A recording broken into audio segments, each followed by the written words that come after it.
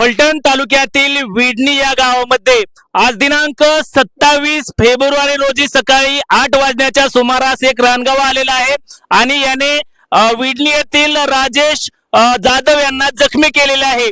त्यानंतर हा रानगावा आता विडणी ते वडले दरम्यानच्या रस्त्यालगत असलेल्या उसाच्या फडामध्ये बसलेला आहे।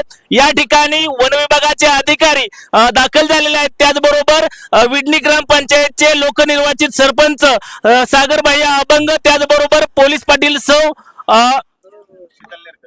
शीतल नेरकर याही दाखल झालेल्या आहेत। वन विभागाचे अधिकारी आणि या ठिकाणी सर्व ग्रामस्थ आहेत। आपण त्यांच्याकडून जाणून घेणार आहोत नेमकी सध्या काय प्रक्रिया या ठिकाणी आता रानगाव्याच्या पकडण्याच्या दृष्टिकोनातून काय मोहीम आता सुरू आहे ते आपण जाणून घेणार आहोत।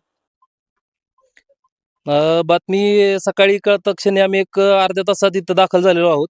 तसेच ऊसाचं क्षेत्र भरपूर असल्यामुळे आणि क्षेत्र भिजवल्यामुळे ऊन वाढले आणि त्याच्यातनं तो गारव्याला बसलेला आहे।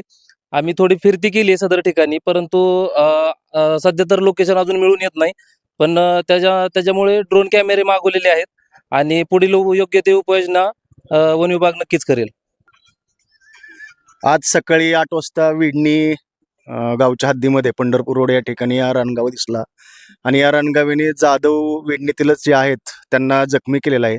त्यांची प्रकृती सध्या स्थिर आहे, परंतु रानगावा या पवारवाडी शाळेच्या ठिकाणी उसामध्ये लपून बसलेला आहे। या ठिकाणच्या सर्व ग्रामस्थांना तसेच युवक कार्यकर्त्यांना फॉरेस्टच्या माध्यमातून, फॉरेस्ट अधिकाऱ्यांच्या माध्यमातून असेल किंवा वन विभागाचे जे अधिकारी इथं आलेले आहेत त्या सगळ्यांच्या माध्यमातून त्या रानगाव्याला रेस्क्यू करण्याचं काम या ठिकाणी चालू आहे।